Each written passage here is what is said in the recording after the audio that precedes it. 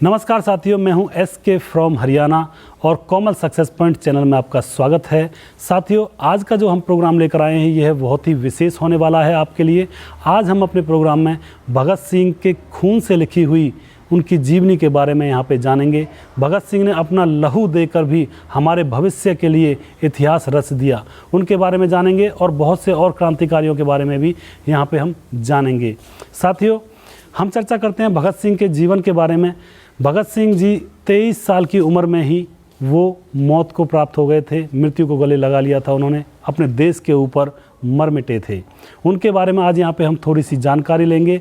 और साथियों, मुझे दुख होता है बहुत जब कई बार ये सुना जाता है कि कई लोगों को तो ये पता ही नहीं होता है कि भगत सिंह ने क्या किया था, किस तरह से उन्होंने अपना जीवन गुजारा था, किस तरह से उन्होंने अपने देश के लिए बलिदान दिया था।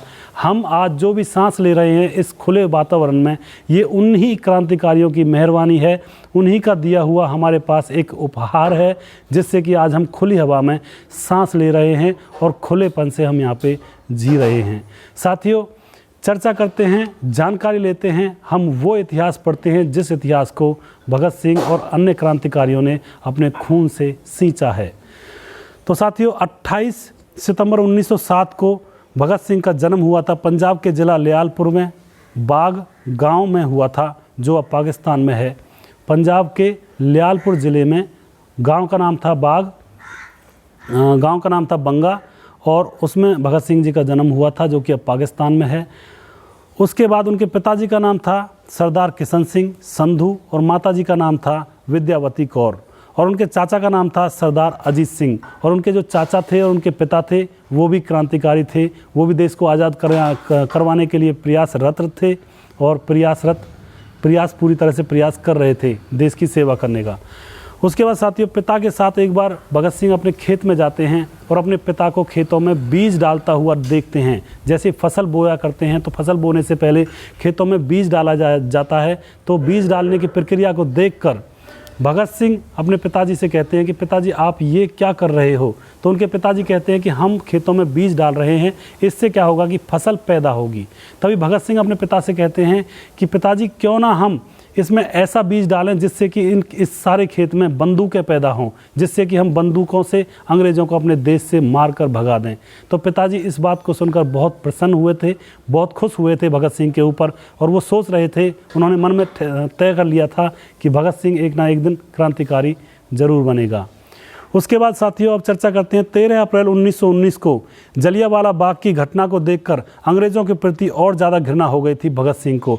उस समय भगत सिंह की उम्र 12 साल थी, और जब जलियांवाला कांड हुआ था आपको पता ही है, वहाँ पर निर्दोष लोगों के ऊपर गोलियाँ चलाई गई थी, और उन निर्दोष लोगों की मौत को देखकर भगत सिंह के मन में अंग्रेज़ों के प्रति बहुत ज़्यादा घृणा भर गई थी, और उन्होंने मन ही मन ठान लिया था कि अंग्रेज़ों को इस देश से अब इस देश से बाहर निकालना ही पड़ेगा।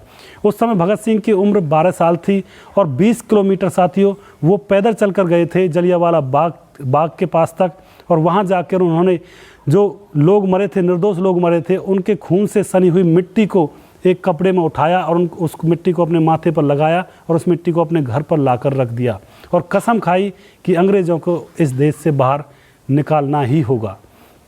उसके बाद साथियों, 1 अगस्त 1920 को असहयोग आंदोलन चलाया गया था गांधी जी के द्वारा।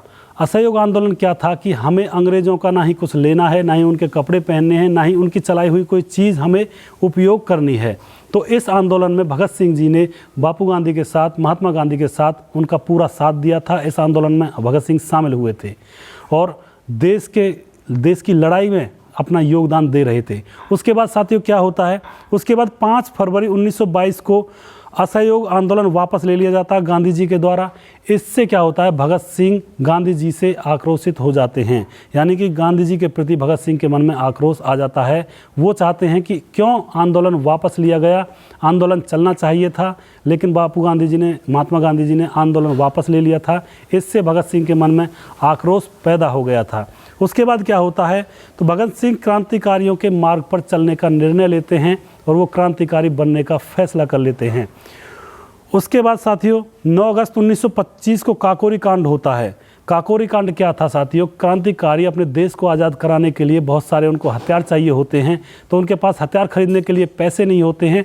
तो अंग्रेज़ लोग जो हमारे देश से सोना धन माल लूट कर रेलों से अपने देश ले जा रहे थे, इंग्लैंड ले जाते थे ट्रेनों में डालकर, तो एक ट्रेन को लूटा गया था क्रांतिकारियों के द्वारा हथियार खरीदने के लिए, जिससे कि अपने देश को आज़ाद कराया जा सके। उसके बाद साथियों अंग्रेज़ सरकार ने क्या किया था, उनमें जो पकड़े गए क्रांतिकारी थे, 4 क्रांतिकारियों को फांसी की सज़ा सुनाई गई थी और 16 क्रांतिकारियों को आजीवन कारावास की सज़ा सुनाई गई थी। ये देखकर भी भगत सिंह का दिल टूट गया था और उन्होंने पक्की कसम खा ली थी कि देश के प्रति कुछ ना कुछ वो करके जाएंगे।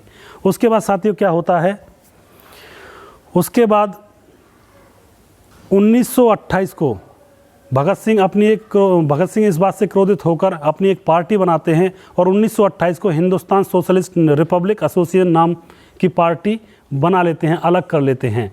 और ये सारी की सारी पार्टी अपने एक क्रांतिकारियों का गुट होता है। इस पार्टी में सारे के सारे क्रांतिकारी होते हैं जो देश को आज़ाद करवाने का यत्न यहाँ पे करते हैं।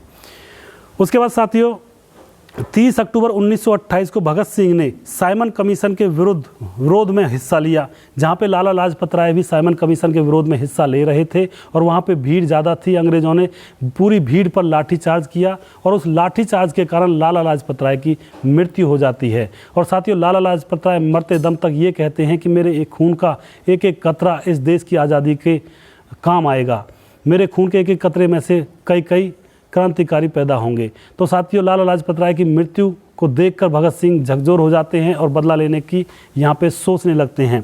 उसके बाद क्या होता है, 17 नवंबर 1928 को भगत सिंह ने ब्रिटिश सुप्रीडेंट ऑफ पुलिस को मारने की योजना बनाई, क्योंकि ब्रिटिश सुप्रीडेंट ऑफ पुलिस भी अंग्रेज़ों की सरकार का ही हिस्सा था। इसीलिए लाला लाजपत राय की मृत्यु का बदला लेने के लिए भगत सिंह ने उसको मारने की यहाँ पे योजना बनाई। साथियों 17 दिसंबर 1928 को भगत सिंह, राजगुरु जयगोपाल चंद्रशेखर आज़ाद ने सैंडर्स को गोली मारकर लाला लाजपत राय की मौत का बदला ले लिया, क्योंकि सैंडर्स भी अंग्रेज़ी हुकूमत का ही एक हिस्सा थे। तो यहाँ पे उनको गोली मारकर लाला लाजपत राय की मौत का बदला ले लिया जाता है। उसके बाद 8 अप्रैल 1929 को ब्रिटिश सरकार मजदूर विरोधी बिल पारित करना चाहते थे। इसी का विरोध करने के लिए भगत सिंह और बटुकेश्वर दत्त ने असेंबली में बॉम्ब फेंका था। साथियों जो अंग्रेज़ थे वो गरीबों को ना ही जीने दे रहे थे अच्छी तरह से, ना ही गरीबों के लिए कोई भी योजना लेकर आ रहे थे कि उनको अच्छी तरह से उनको पूर्ण वेतन मिले, या फिर मजदूरों के हित में कोई भी यहाँ पे काम नहीं कर रहे थे। उल्टा मजदूरों के हित में जो भी काम हो रहे थे उनके विरोध में यहाँ पर बिल पास किए जा रहे थे। तो जो अंग्रेज़ विरोध में बिल पास कर रहे थे मजदूरों के खिलाफ, उसका विरोध करने के लिए भगत सिंह ने एक सभा बनाई और वहाँ पे उसमें हिस्सा लिया और उसी से आक्रोशित होकर असेंबली में बटुकेश्वर दत्त के साथ भगत सिंह ने बम फेंका। साथियों जो बम फेंका गया था वो किसी को जान से मारने के लिए नहीं फेंका गया था, वो सिर्फ और सिर्फ अंग्रेज़ों के कानों तक ऊंची आवाज़ पहुंचाने के लिए फेंका गया था, जिससे कि वो अंग्रेज़ों की जो सरकार है वो सुनाई करे। इसलिए वो वहाँ पे असेंबली में भगत सिंह द्वारा और बटुकेश्वर दत्त द्वारा बम फेंका गया था। साथियों उसके बाद क्या होता है, उनको जेल में बंद कर दिया जाता है भगत सिंह को, और जेल में जाने के बाद भगत सिंह देखते हैं कि वहाँ पे जो और कैदी हैं उनके साथ बहुत ही भेदभाव हो रहा है, ना ही उनको अच्छी तरह से खाना दिया जाता है, उनके साथ जानवरों जैसा अत्याचार किया जाता है, पूर्ण रूप से वहाँ पे भेदभाव किया जाता है। उसके बाद भगत सिंह क्या करते हैं, जून 1929 में भगत सिंह और बटुकेश्वर दत्त ने भूख हड़ताल कर दी होती है जेल के अंदर। उसके बाद उनकी भूख हड़ताल को तोड़वाने के लिए जो अंग्रेज़ होते हैं वो पूरा प्रयास करते हैं, उनके मुंह को ज़बरदस्ती खोलकर उसके भगत सिंह के मुंह में दूध डालने का प्रयास करते हैं, लेकिन भगत सिंह अपनी बात के आन बान शान के पक्के होते हैं, मुंह तक नहीं खोलते हैं और भूखे ही रहते हैं, भूख हड़ताल करते हैं। साथियों अंग्रेज़ उनकी भूख हड़ताल को तोड़वाने के लिए उनको बर्फ़ की सिल्लियों पर लेटा कर उनको बुरी तरह से टॉर्चर किया जाता है अंग्रेज़ों के द्वारा, लेकिन भगत सिंह अपनी भूख हड़ताल नहीं तोड़ते हैं। उसके बाद क्या होता है, उनको अरेस्ट करके उनको जेल में ट्रांसफ़र कर दिया जाता है, लाहौर जेल में डाल दिया जाता है। उनको देखकर जेल में बंद और क्रांतिकारियों ने भी भूख हड़ताल शुरू कर दी होती है। भगत सिंह को दूसरी जेल में डाल दिया जाता है, लाहौर जेल में, और भगत सिंह की भूख हड़ताल को देखकर, देश के प्रति लगाव को देखकर जो जेल के अंदर और क्रांतिकारी बंद थे उन्होंने भी भूख हड़ताल प्रारंभ कर दी। उसके बाद साथियों 13 सितंबर 1929 को 63 दिन भूखा रहने के बाद महान क्रांतिकारी जतेंद्र नाथ दास की मृत्यु हो गई। यह देखकर अंग्रेज हार मान गए और भगत सिंह की सारी बातें मानने के लिए तैयार हो गए। साथियों, जो जतेंद्र नाथ दास थे उनकी मृत्यु का बहुत बड़ा सदमा लगा था उन क्रांतिकारियों पर, और उससे अंग्रेज भगत सिंह की बातों को मानने के लिए तैयार हो गए थे, क्योंकि उनको लगने लगा था कि ये भूख हड़ताल तोड़ने वाले नहीं हैं। उसके बाद साथियों 5 अक्टूबर 1929 को भगत सिंह और बटुकेश्वर दत्त ने 116 दिन बाद भूख हड़ताल तोड़ी थी।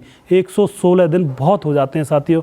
अपने देश की आज़ादी के लिए इतना बड़ा योगदान शायद हर कोई नहीं दे सकता है। आज के ज़माने में अगर हम किसी से अपेक्षा करना चाहें तो कोई भी अपने बच्चे को इतना बड़ा बलिदान देने के लिए प्रोत्साहित नहीं करेगा, लेकिन हो तो बहुत जाएंगे। हमारा देश है बहुत बड़ा, इसमें बहुत सारे लोग रहते हैं, तरह तरह के लोग रहते हैं, देश के लिए दिल भी धड़कता है, ऐसे भी लोग रहते हैं।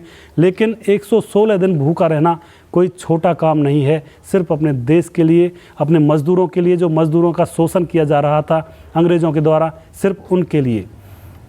उसके बाद साथियों 26 अगस्त 1930 को अदालत ने भगत सिंह को दोषी करार दे दिया था। उनके ऊपर जो केस चल रहा था, जेल में बंद थे, तो 26 अगस्त 1930 को अदालत ने भगत सिंह को दोषी करार दे दिया था।